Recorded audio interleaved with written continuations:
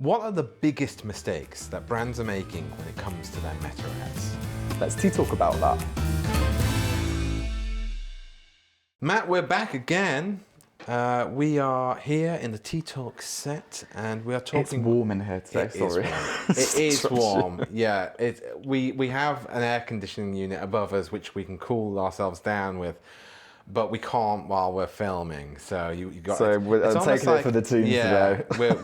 We're think about everything we do for you viewers at home. We put ourselves through hell, but it's all worth it. I was going to say it's all worth it. It's all worth it because we love what we do. Talking about social and creative. We do. And today we're going to move away from our problems, and we're going to talk about the problems that people do when it comes to their meta ads. Yes. Because we've seen a few of them in our time, separately and together.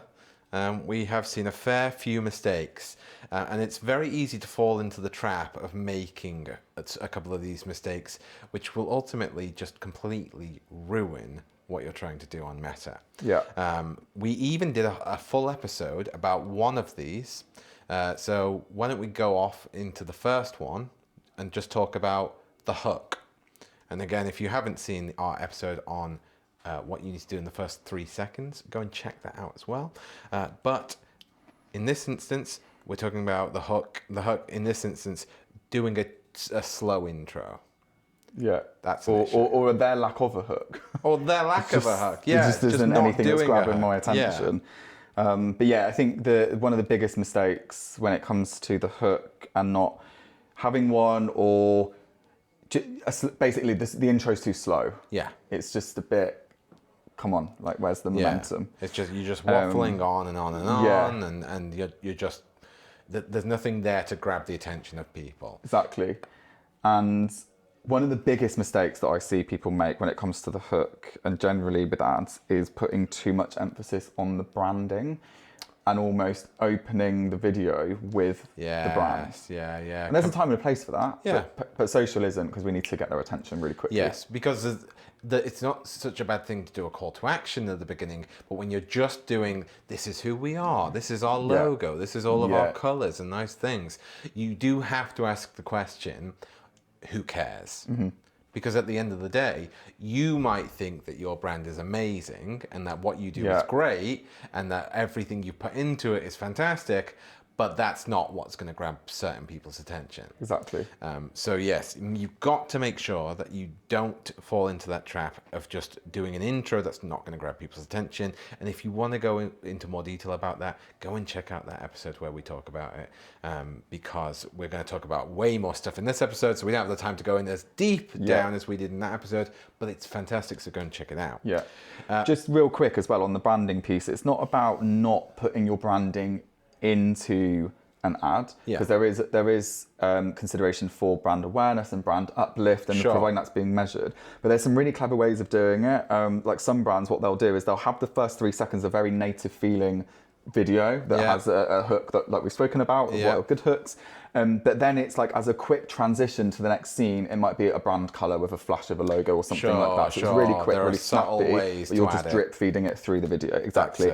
Or fall else fails, put the logo on at the end with the call to action rather than starting with it. I've been known to do a fair few times in the ads that we do for our clients, because it's a nice way to finish off that story. You sort of tell what we do, what we're about, and then you say, and this is who we are. Exactly. It's a really nice way to do it. Yeah. And so, the next one I'm going to talk about, which I actually think I could have told myself at the beginning of this video, was get to the point. Do you know what? As you said that, I was thinking the same, thinking I should take this advice and get to the point. Sometimes I have a habit of waffling on. I think we all do a little bit, and it's good advice for everyone, but in particular, make sure that you are not forgetting to do this on your ads, because we've talked about it before. Sometimes you're watching an ad and you just don't know what it's about. Yeah, exactly. Like, just get to the point. Yeah. Like, you ultimately are trying to sell a product or service. You need to tell your audience what you're trying to sell them. Yeah. Because I think at the end of the day, as much as we try to avoid going down that really salesy route, we're still ultimately doing that. we can't ignore the fact that ads are meant to be for selling things. Yeah. So you can't just completely divert your attention away from having to sell something by not mentioning what you're selling at all. Yeah. But and that's the thing. It's like obviously these ads are there to push the product, but it doesn't need to be the message is the hard sell and the push for the product. If that makes sense, it's more about the story, the transformation that it provides, the aspirational element of it. That's still selling, and I think that's where sometimes brands go wrong. It's like we need to just go with the hard sell and just go buy my product. And you know, when you consider the full funnel, there's ways in which we do that for retargeting and things like that. But on the whole, if it's about getting attention and getting to the point quickly, you can do that and get your product in front of people, but it doesn't have to be in a hard sales way. Perfect. The next one, we're actually going to talk about a non-video thing. Yeah. Static images with no energy. And tell me a little bit what you mean by that. No energy could be rubbish lighting, just dull, stock feeling, just not obvious what it is that you're trying to get across. Any text on screen? Text overlays typically we will include, because that's essentially the text hook like you would have on a video. So that's we would use help. that on an image, and that will help. And we do that in lots of different ways around, you know, if it is very much bottom of funnel retargeting, we might go with a 20% off, like a big bold statement like that. Might be where we're introducing more sort of like product lines and things like that in the image. Might be that we're including social proof of like test pilot icons and things like that. Reviews, testimonials. You know, this is text on screen that's gonna hook on an image ad. So amazing. There's just so many ways that you can make it so it's not just a fairly boring image. Exactly.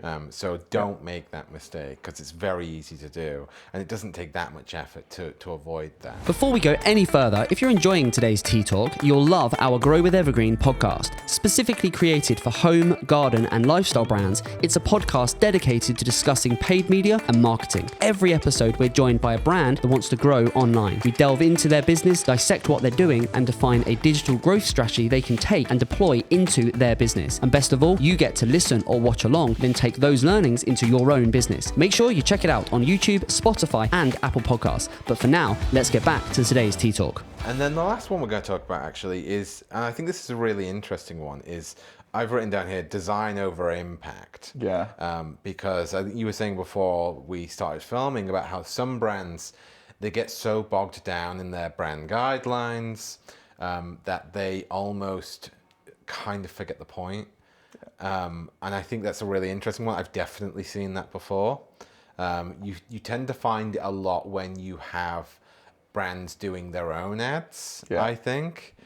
Because I think when you work with an agency, the agency's not the one that usually has designed the brand guidelines. They're usually using a set of guidelines that they're adhering to. But they're not the ones that basically have created that, and it's kind of a bit more of like their baby. And therefore 100%. They're less precious about it, and they go, yes, we need to adhere to this, but at the end of the day, we know what we're here to do. Whereas in the other hand, when you've designed it, you've very meticulously gone through your hex codes, and you've gone, oh, I love that color specifically, and I like having that arch there on that design, and that font goes very well with that sans font, goes well with that serif font, and all of that stuff. That's when I think you become too close to it sometimes. Now, that's not always the case. There are always exceptions to the rule. But the key thing here is to remember, just don't get too bogged down in that design that you forget what you're trying to do with your ads. Because at the end of the day, we are trying to sell something. Yes, agreed. And I think that's the beauty of how we work here at the agency, is that we collaborate so closely.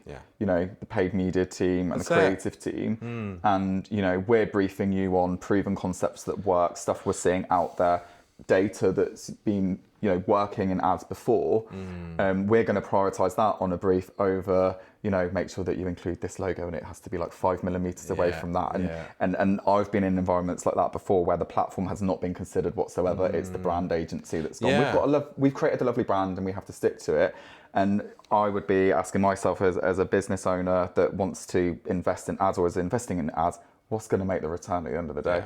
That's what's going to make me money. That's it. And we do work with some people who have actually said to us, I don't really care what it looks like as long as it get works. Me the result. Exactly that. And sometimes that's actually the best way to be. Because it means that you can put the people who know what they're doing in charge of those decisions and ultimately get the best results. Yeah, and it's not a case of ripping up the brand guidelines. That's not what we're saying. Absolutely not. It's just having a good balance between the two things. And with all things, it's about moderation. It's about having a good understanding and being aware of what you're doing.